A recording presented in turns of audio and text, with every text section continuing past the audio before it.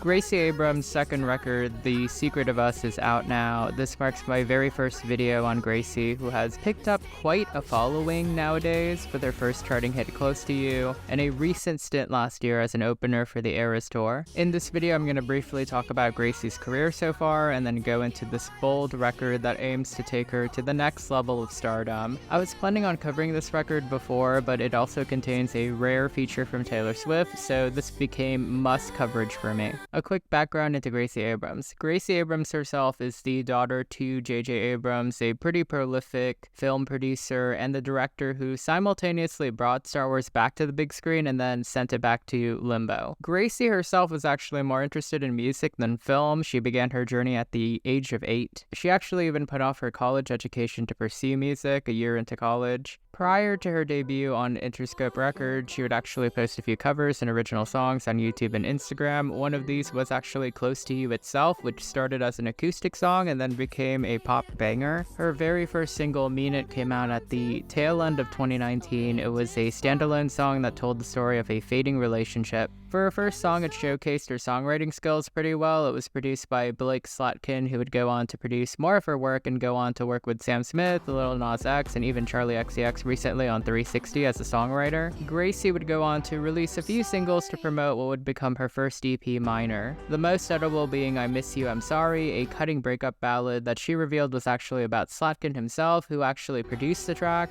It would drop in the throes of the pandemic in April 2020 and find some success in the UK and Australia. Minor came out later that summer and was a solid record that featured some production from Pure Heroine producer Joel Little. Gracie's first proper project, however, was an EP called This Is What It Feels Like, which saw her branch out and work with Aaron Dessner, who worked with Taylor Swift on her acclaimed Folk Evermore duology. This record actually felt like a proper continuation of Minor's themes and totaled to 12 tracks, but was still billed as a project rather than a debut. Abrams would actually produce a few of the tracks herself. Feels Like, Rockland, and Camden were some of my favorites, go check those out. Last year, she did a proper debut record, Good Riddance, which had some pretty solid reviews. This one was completely produced and written by Abrams and Dessner by themselves. It made many year-end lists and was noted as a masterclass in wallowing music. I personally found it a little bit one-note, even though it did that one note pretty well. The real big boost was when she got an opening act slot with Taylor, even performing I Miss You, I'm Sorry with her on stage. She actually would end up scoring a Best New Artist Grammy nomination. She'd also chart for the first time on the Hot 100 on Everywhere Everything with Noah Kahan, a remix of that song. Which brings us to now. Abrams announced The Secret of Us at the end of April in 2024 and dropped the first single, Risk. This was a solid upbeat preview for the record. Her tour actually sold out, at least in LA, where ticket queues were up to 50,000. Most recently, Close to You finally dropped, and it was her first solo entry on the Hot 100 at 49. I think that it might be a contender for Song of the Summer if she promos this correctly. And now The Secret of Us is out, and I'm going to review it. So here are a few of my overall thoughts on the record.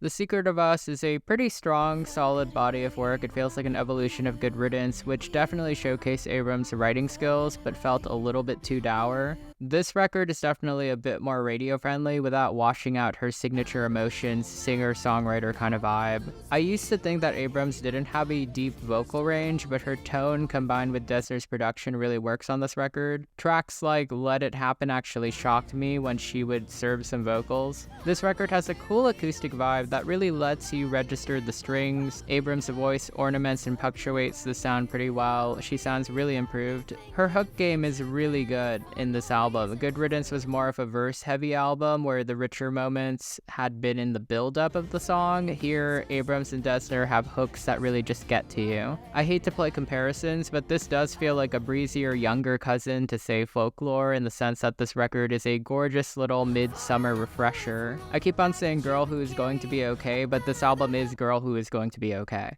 Those expecting more Close to Yous will be disappointed because that track had been released for longtime fans and it's just a great casual listening track. Still, the DNA of that song and her artistic growth is evident all over this record. A highlight of mine, I Love You, I'm Sorry, feels like a happy compromise between her storytelling and the radio-friendly song structure that she kind of needs. Of course, most of you want my opinion on her collaboration with Taylor Swift, which she's her team up with Swift, Dessner, and Jack Antonoff, who produced part of the track. track. Swift actually takes a backseat akin to Lana Del Rey on Snow on the Beach, though she does get a small part to herself. I'll talk about it more in my track by track, but this track definitely felt like Swift slipping back into her folklore self, though the lyrics still feel very Gracie with a touch of Swiftian magic. I was concerned that this record was going to feel very same-ish, which can be the double-edged blade of being cohesive, but I do think that most of the tracks do register as unique. I like how she paints the songs with shades of vagueness, like she'll share intimate details, but you won't quite know where she stands on things. There is a bit of continuity with her previous records, so listening to her previous works that tie into the songs does add to the experience. In terms of sophomore slump, I think that this is actually an improvement over Good Riddance for sure. This is a stronger, more commercial body of work. And my definite favorites so far have to be Risk, Blowing Smoke, Us, Gave You I, and Close to You. I feel like those will actually make my summer playlist. Which brings us to the track by track. The record opens with Felt Good About You, which immediately hooks you in with those strings. The chorus is slick, easy to learn, kind of hypnotic. There's a slight little variation throughout the chorus itself, variations like Surefire, Trainwreck, Omission, shifting to Bad Nights, New Girls, Misgivings, to You Felt Nice for a Bad Decision. There's a neat narrative that's built in there. The bridge has this really cool shift in rhythm before the song ends abruptly. Risk hits so much harder as part of the album. I think that it's a really hooky, upbeat, solid song. The production soars, and Gracie really sells uncertainty. Her cadence on this really bleeds into country. I love the way that she goes up and down to really capture those feelings. The writing's dense, but she makes it work.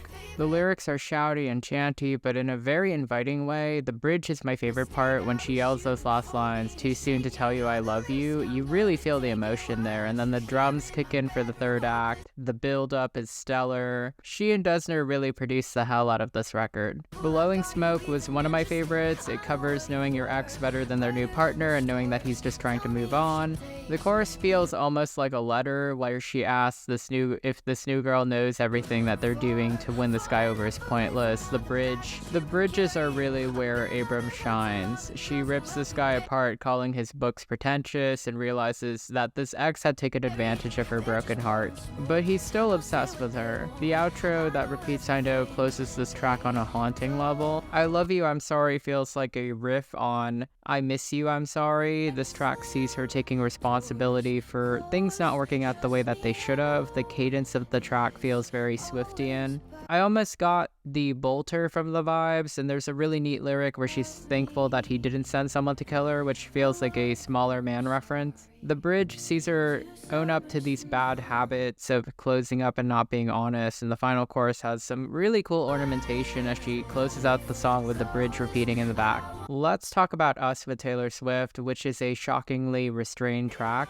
Sonically, it climaxes all over the place, but I was expecting more of a proper duet with Swift. Swift actually lets Abrams shine while putting her fountain pen to good use. In this track, they both lament a broken relationship together. They're not sure if the other party even cares. This is sort of the title track in many ways. That lyric, the Babylon lovers hanging lifetimes on a vine line, directly homages Cowboy Like Me. The chorus is really catnip to the ear. There's hints of Marjorie in this track melodically. And I did not know this, but the 29 years old thing made me do some research, and apparently this might be about Dylan O'Brien. I really dug Swift's little pre-chorus, which adds some variation before Abrams takes us home with a killer bridge. I think this is a must listen. Everyone should go listen to this track. Let It Happen is a slow down, yet another solid little downbeat track with a chorus that invites you to sing along. Each verse contextualizes the pain that she has to go through in order to surrender to love.